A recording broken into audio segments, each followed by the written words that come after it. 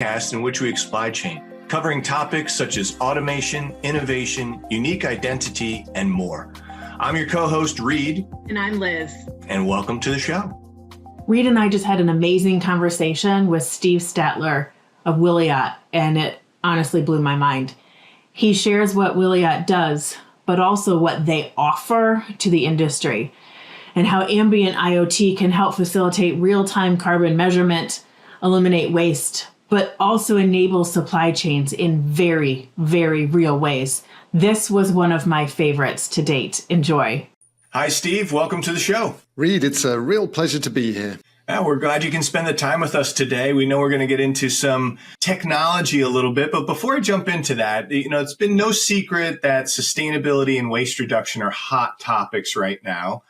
Tell us about how Wiliot and how you're playing a role in creating more sustainable future. Absolutely. And it's certainly important to us at a business level, but also at a really personal level. It motivates a lot of us to come into work. The fact it's not often you have a job where you get a chance to make the world a better place. We're really excited at the moment because as we record it, we have a team that's heading off to Egypt to the UN Climate Summit. We're actually helping to represent Israel at COP27, and the team actually just met the president of Israel yesterday. So that was a real privilege and a pleasure. And the reason we get to go on this sustainably powered bus that's going from Israel to Egypt is because we help with three aspects of fighting climate change. And it's probably worth just setting the scene and saying a little bit about what we do. So we're an ambient IoT company. We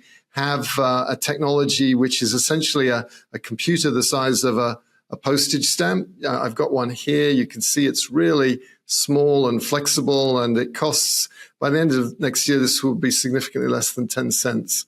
But it's got an ARM processor and it's battery free. It powers itself by capturing radio energy and recycling that. So, what's that got to do with sustainability? But basically three things. One is it can enable real-time carbon measurement. So generally speaking, companies are kind of making a Herculean move to an annual life cycle analysis, but we enable that to go from once a year to literally throughout the day, so that you can start to empower and hold accountable not just the guy at the top, but everyone in the organization, so that they can make a difference and move faster. If we got a terrible, like a cancer diagnosis, and the doctor said, come back in a year's time, you would be like, no, I want to see you on a regular basis. So why would we treat climate change any different? So that's one thing. Two other things a little bit faster are we really help to eliminate waste from existing supply chains through serialization and tracking temperature and location of vegetables and medicine and so forth. And then the last thing that we do, which can make a profound difference in terms of climate change and the battle against it, is moving supply chains to demand chains, which is basically a more evolved supply chain where manufacturers start to see demand signals coming from the store and even from the consumer's home. And they get this visibility of real-time shelf-level inventory of their product in stores, and they can start to see products being consumed in the home. And if you suddenly kind of turn the lights on your supply chain, you go from dark to light, then you can be a lot smarter, not just about production, but about the whole distribution and delivery. You can use smaller delivery vehicles, driving more direct routes. You can cut over production. And that, we think, is going to be the game changer. Cut the waste now with the supply chains as they are, re-engineer them to be drastically more efficient. And of course, standards come into this. How do you serialize? How do you keep track of where things are? How do you exchange data? And then lastly, give the data to people. What you measure is what you get. Give it to them every day so that we can start running companies based on carbon awareness, because carbon equals costs anyway. And so we think that the companies that gravitate and embrace this will be the ones that win, not just because they're doing the right thing, not just because they're motivating their employees, because they'll have better profit margins. I love what you said about supply chains moving to demand change. And I think about the last Really couple cool. years and how demand very much changed supply. I mean, knocked supply chains over and we're still picking them up, right? That it's so very different. And the work that you're doing just as a whole with carbon footprint and climate change, it's really cool to hear. How did you get involved with all of this work at the organization? Well, Wiliot was born 5 years ago. The engineers, the three engineers that founded it, came off a really successful exit, a company that pioneered millimeter wave, which is the radio technology. It's one of the radio technologies that makes 5G faster than 4G. They sold their company and the technology to Qualcomm, and now millimeter wave is part of Wi-Fi. It's part of 5G. So they were doing their 2 years at Qualcomm, handing over the reins, and it became clear that as Qualcomm was looking at IoT, that the Internet of Things was really the Internet of expensive things, not the vision of connecting the full power of the Internet to this physical world. I kind of think of it as like the muscle of the cloud connected to the bones of the real world. Only a fraction of things are currently connected. But where we see this going is much bigger than that. And, truth be told, I joined a few months in, Q2 of 2017. So, and we weren't thinking sustainability at that time. We were just trying to make sense of, well, what could you do with a computer the size of a postage stamp if connectivity came down from, $100 to less than 10 cents? And the use cases were just so huge. It was almost overwhelming. Then we started to engage with some of the largest companies in the world. We got some amazing investment offers. So Wiliot's investors include Amazon, Alibaba, Qualcomm, Samsung, PepsiCo, Merck, Avery Dennison. There's some amazing companies. And we started to just think more about what this could be used for. And we got this invitation, I guess this was in the middle of COVID, to participate in Israel's first ever climate technology conference. And suddenly, it became really clear that this technology was more than just about optimizing and efficiency. There was this climate angle. And, as an individual before Wiliot, I helped to set up something called the Good Traveler. I was a co-founder of what is, I think, the largest carbon offsetting system for air transportation. And so I was really into it. And I'm probably was going through a bit of a midlife crisis driving into work and thinking about, well, this is amazing, but what do I really want to do with my life? And if I was, because working in a startup is really hard work. And I was like, well, if I retired, what would I want to do? And I was thinking, well, I'd really want to get back into this climate chain, this climate thing and do my bit. And then it just became really clear between our CEO's experience at Israel's first ever climate conference, and an epiphany like the one I just described. And it's not, it was throughout the company. It just became really, really clear how we needed to focus. And so that's what we're focused on. We're an ambient IoT company that is really focused on sustainability and clean tech and making supply chains much more responsive in this era where they're under so much stress and pressure, where people are starting to buy online and pick up in store and buy online and have it delivered home. It was really clear that there was a direct connection between rethinking supply chain and figuring out how to save the planet.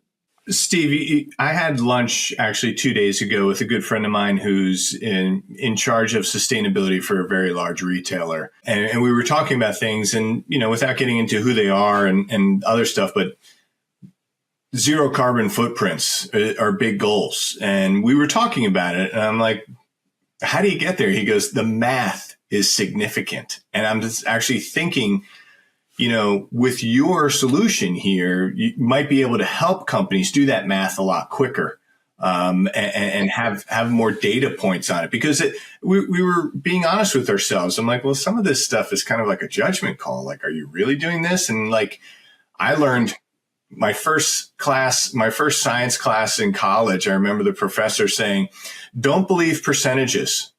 And I'm like, well, come on. I mean, he's like, not even a little bit, because sewage water is 99.9% water and you're never going to drink it. And that stuck with me for life. And so we started talking a little bit about that. So I could see that. What I'd like to know is, with IoT devices, Internet of Things, sensors, if you will, how is what you have, and is this combined with your cloud or other people's clouds or combination? Can you talk a little bit about that? Like, how's the data shared? Yes. Really good question. So, yeah, we're a semiconductor design company, but we actually license that technology for free. So anyone can make a Wiliot IoT pixel. That's what we call these stickers. And we'll put them directly in touch with the fab. They can even make the chips if they want to. And what we sell is the cloud service. And we think that's a good business model because for lots of reasons, but the clouds are really, and the edge networks are essential for ambient IoT to work. If you're going to have a digital identity associated with everything, every medicine, vaccine vial. I've got a vaccine vial here, which has got our tag on. This is a COVID vaccine vial with an antenna and a chip that can measure its temperature and fill level and even the dilution.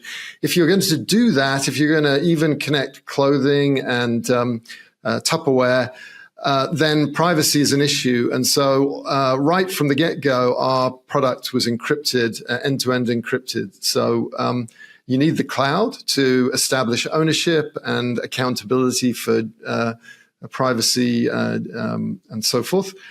So the components are really a tag that is harvesting energy from Bluetooth and other things.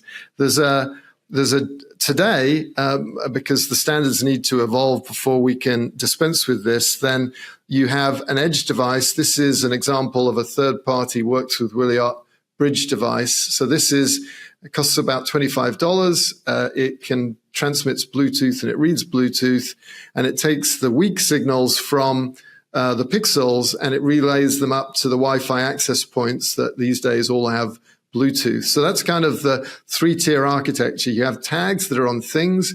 You have these little stepping stone bridges that provide a reference point for location and can energize and read. And then the data gets relayed up to the cloud via a gateway, which can be a Wi-Fi access point or a telematics device in a truck or a van. And then in the cloud, we just have a fairly thin layer that plugs into other people's software. So that might be a supply chain system. It might be a carbon accounting system.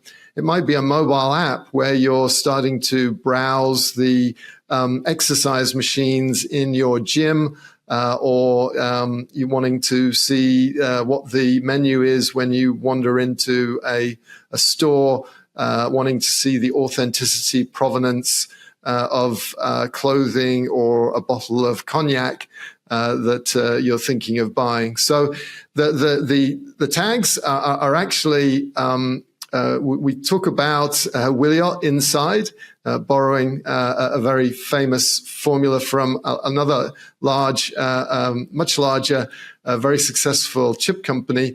But Intel Inside was about putting a chip in a computer that was amazingly small at the time. It could actually fit on your desk. Well, what this is about is fitting a computer inside every object, whether it's a bottle for wine, a vaccine vial, a blood bag, a crate with tomatoes or strawberries in it, the everyday things that are really the containers for the carbon that we consume.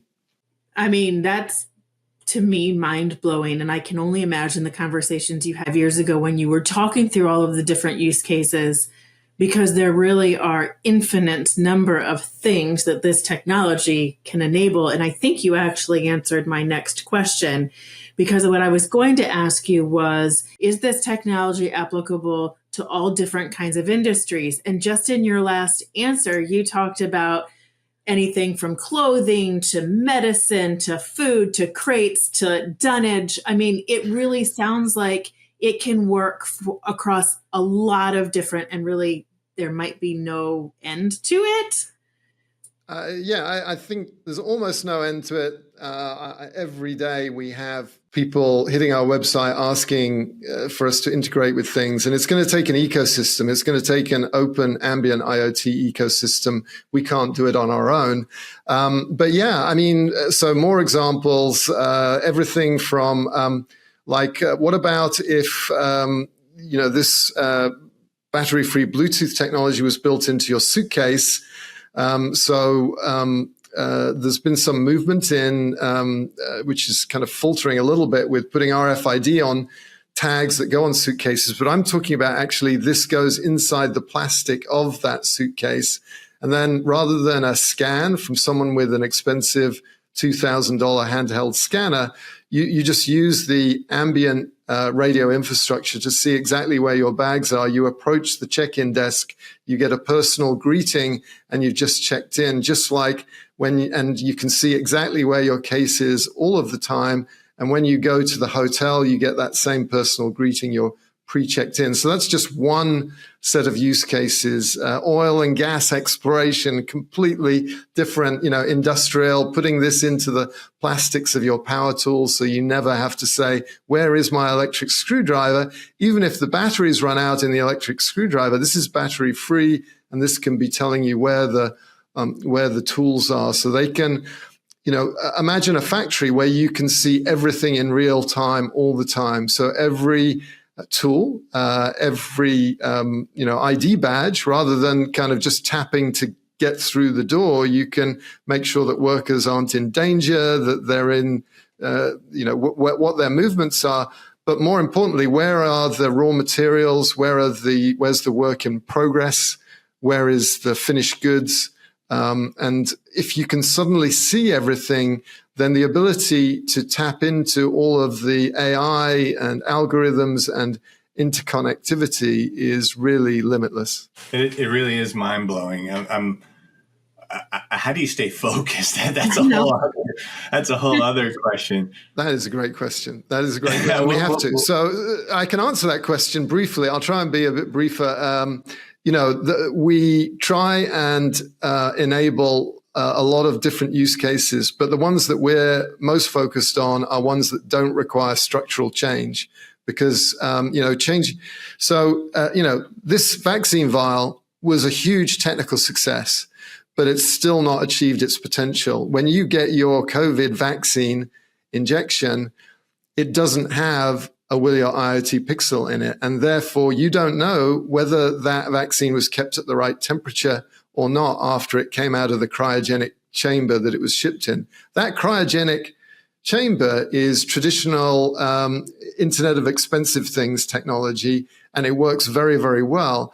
But how many people have got sick because, a vaccine vial was left on the windowsill in the sun and it went above the refrigerated temperature? I have no idea.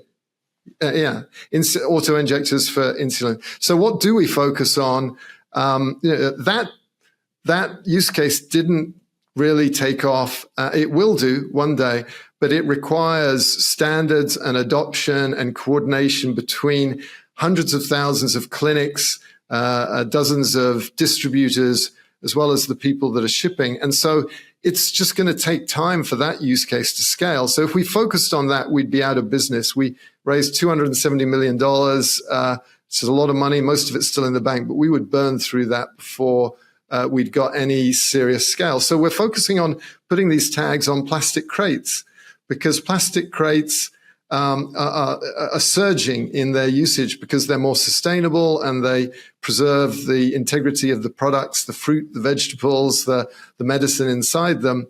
And they're the basis of a little bit of the circular economy. They're reused over and over again.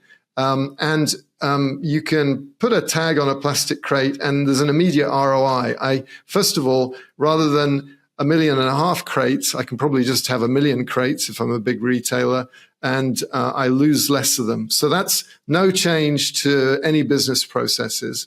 The next thing that you do is suddenly you get visibility of not just the crate, but the thing that's in the crate, the tomatoes, the zucchinis, the strawberries. And then you can say, hey, that crate that's full of strawberries is stuck at the back of a packing shed and it's been there for 2 days. So we just burnt through a significant part of the shelf life of that product. Or as we have seen it with retailers here, that crate is no longer refrigerated. It's sitting on the shop floor in between the reefer container that it was shipped in and the cooler that it's supposed to be in. So that's a secondary set of benefits. It takes a little bit more automation to pass that information on.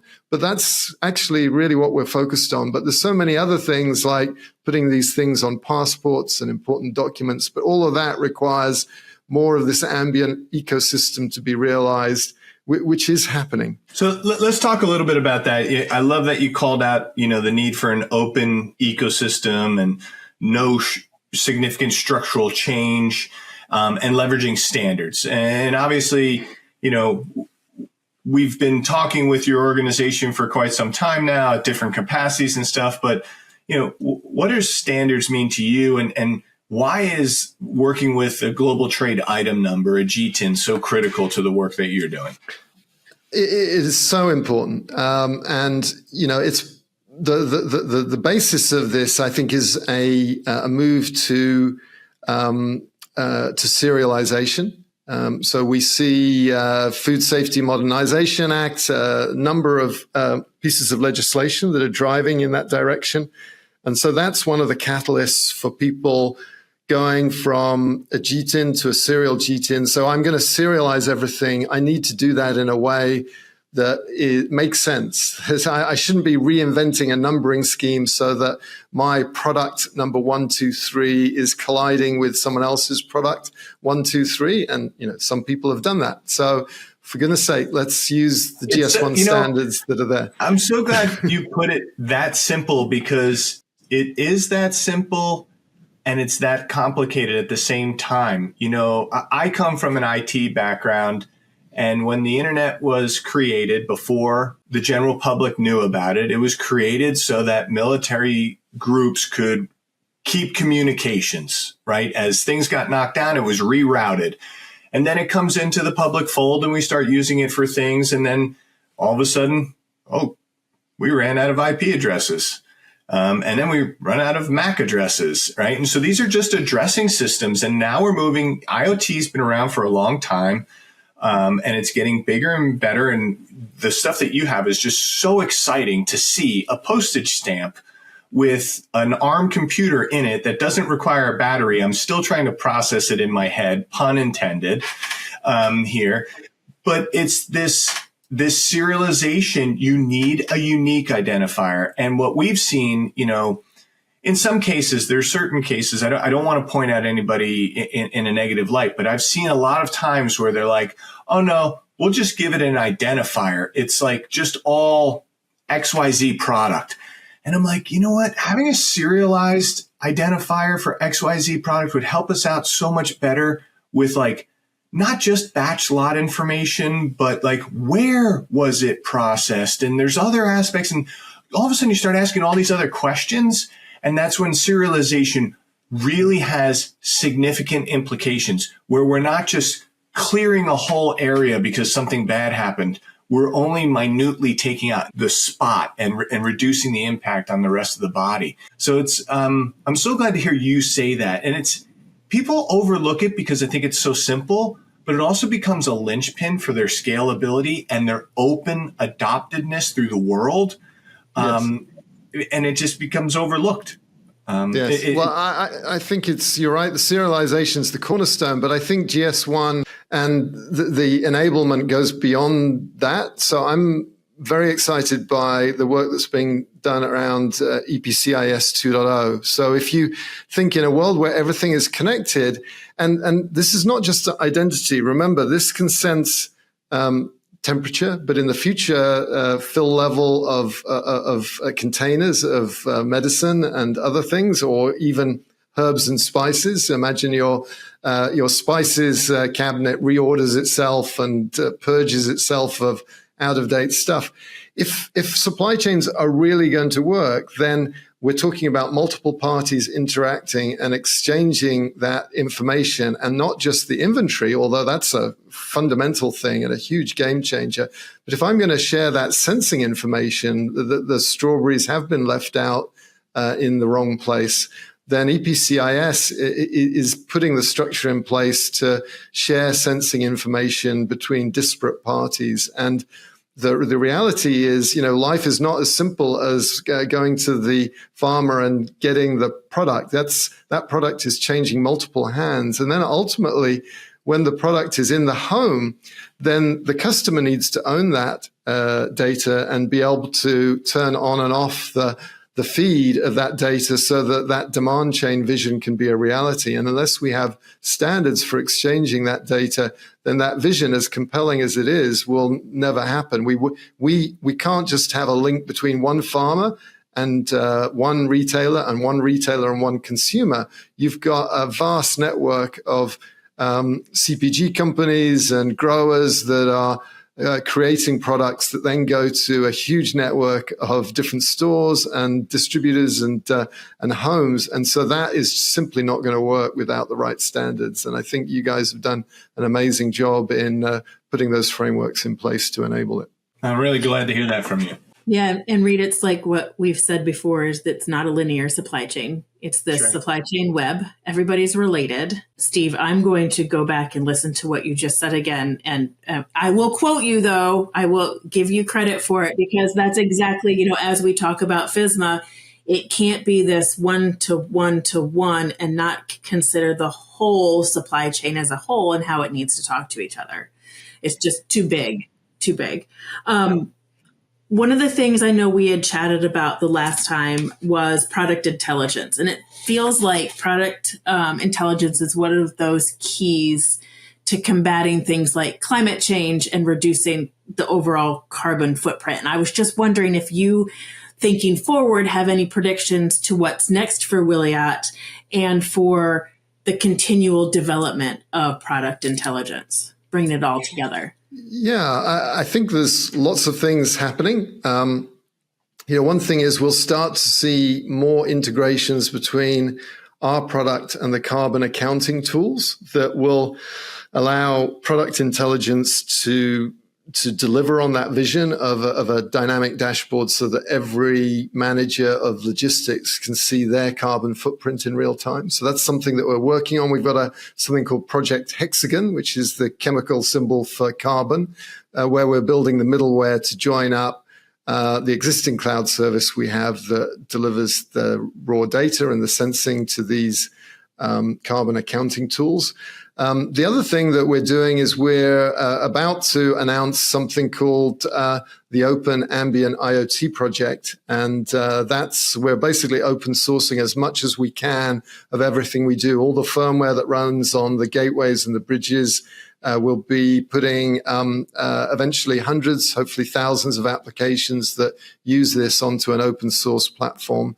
And then the other thing that's happening is that kind of open source standardization, I think, is going to be embodied and encoded in other standards that are driven by organizations like 3GPP, who define the standard for telcos, which, we have NTT Docomo, Verizon, and SoftBank as investors, but that's just one small part of the telco community. And basically, that telco community has already decided that ambient IoT will be part of the next major waves of the technology that will be arriving in a phone near you. So 5G and eventually 6G, that will contain ambient IoT standards that will help with a lot of these scalability challenges that I described. And there's actually some healthy competition between standards bodies. So IEEE is working on something similar. And then, of course, you have the other elephant in the room, which is, I shouldn't call them an elephant, the Bluetooth SIG. And, we're already using their standard for communication. So the same protocol that's used by your phone to find your earbuds, to find your watch, is what that sticker uses. And so this sticker is, I think, the only sticker that you'll see with a Bluetooth qualification logo and an FCC logo on it because it complies with those standards. But there's potentially more that the SIG could do to build on that, given what's happening. So I think a lot of really interesting developments around standards. And then, of course, what we'll see is more announcements. For years, we've been having amazing discussions with some really, really cool companies, but not much publicly. And we've just started to make some announcements about shipments of tens of millions of tags, which is really just a small down payment on what is a much, much bigger opportunity. And we'll be publishing, or rather ABI will be publishing a white paper, which we have provided input to, where they're sizing ambient IoT as a 2 trillion unit market. So if you look at it in telco terms, then the telco industry is one of the most biggest successful industries around there in terms of technology. And they're rightly celebrating that, shipping almost 1 billion phones a year, and maybe there's like 20 devices per consumer one day. We're talking about orders of magnitude bigger than that, because it will literally be, every important document in your house. I got an email from an autistic young man that really pulled at my heartstrings. He wants these tags to go on his parrot because his parrot escaped. And, you can't imagine putting a battery device on a parrot. Fortunately, the happy ending is he got the parrot back and he was like, when can I have one of your tags to put on my parrot so that I can find him next time? Well, Steve, this has been truly enlightening. And I have some challenges for our listeners, but I'm going to wait to hold on that. And I'm just eager to see what's going to be coming, but we have to wrap up now. And Liz, I don't even know what answer we're going to get here from a person with Steve's background. But Steve, so we always ask our listeners, what's your favorite technology you're using right now? It doesn't have to be for work. It could be for work, but it could be for home, pleasure, your life in general. What's your favorite technology that you engage with day to day right now? Oh, I'm going to cheat and give 3. So one is, of course, ambient IoT, because it just keeps my brain synapses firing constantly and the new use cases. But, I am very fortunate. I have an electric car and I just get a massive thrill driving that. And it's hooked up to, I don't buy gas because I've got the solar panels on the roof and the Powerwall thing. So that is it just delights me every day. The quietness, the acceleration, so that's thing number 2. And then thing number 3 is actually almost the opposite. I have a audio system with valves and really old-fashioned technology, and I just love listening to 80s music on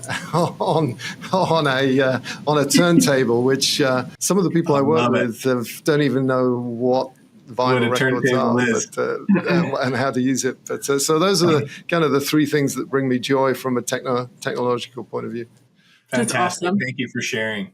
That's awesome. I'm sure if you said 45, they would be have no idea what you're talking about. Exactly. Yeah, 45. I thought you were older than that. No, I'm not talking about my age. Exactly. So our next and last question. You especially have seen so much in the world and how things work. But is there something in your life, again, like Tareed said, personal or in your work life that has just blown your mind and kind of shifted the way you think about everything? Oh gosh, this is really, I guess, being a dad and I think, I have 2 sons and seeing their development, and one of them is autistic. So that's been, incredibly thought provoking. You start to look at the way the human mind works, and you see someone with that disability, and he's really good at gymnastics. And when he's jumping on the trampoline, the autism just evaporates.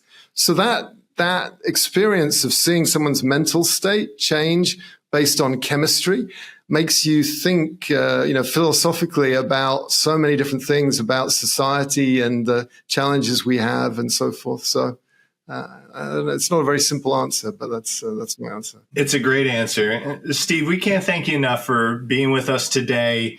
Encourage everyone to check out your company and what you're all doing. I love the fact that, you license the technology for free to get it out there. All right. And yes. It needs adoption, this open ecosystem. And yes, your monetary profit comes from the cloud work that you're doing, but other people can still leverage it.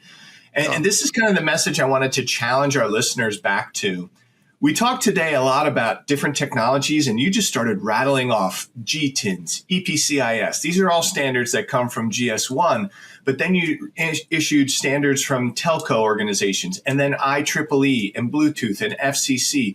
These are all standards that we're all leveraging, but we take them for granted. And in supply chain, I think that as a community, we're waiting for someone else to do it. And my challenge back to the supply chain community is lean in, get involved, reach out to us. We run a lot of different work groups and different organizations on how to improve things. And we just administer this. We're not telling you what the standard needs to be. We're listening to the community and then helping the community determine what the standards need to be. And so you need to get involved. And so I just want to encourage everyone on that. And Steve, we look forward to hearing more from this. We need to check in with you next year and find out where things are going.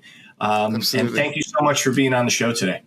Yeah, well, we'll be at GS1 Connect next year, so I'm really looking forward to that as a get together. And in the meantime, we do a podcast. I really love what you do with two people. I need to find a sidekick, because this dynamic seems a lot more fun than just being on your own. But it's called the Mr. Beacon Ambient IoT Podcast, and we interview all sorts of people as well, including companies that compete with Wiliot, because we think it's going to take an ecosystem for ambient IoT to really achieve its potential. And competition is a good thing. It brings the best out in all of us. It really does. Sure. All right. Thank you so much. Have a great day. Thank you for joining the Next Level Supply Chain with GS1 US. If you enjoyed today's show, you can subscribe to our feed or explore more great episodes wherever you get your podcasts. Don't forget to share and follow us on social media. Thanks again, and we'll see you next time.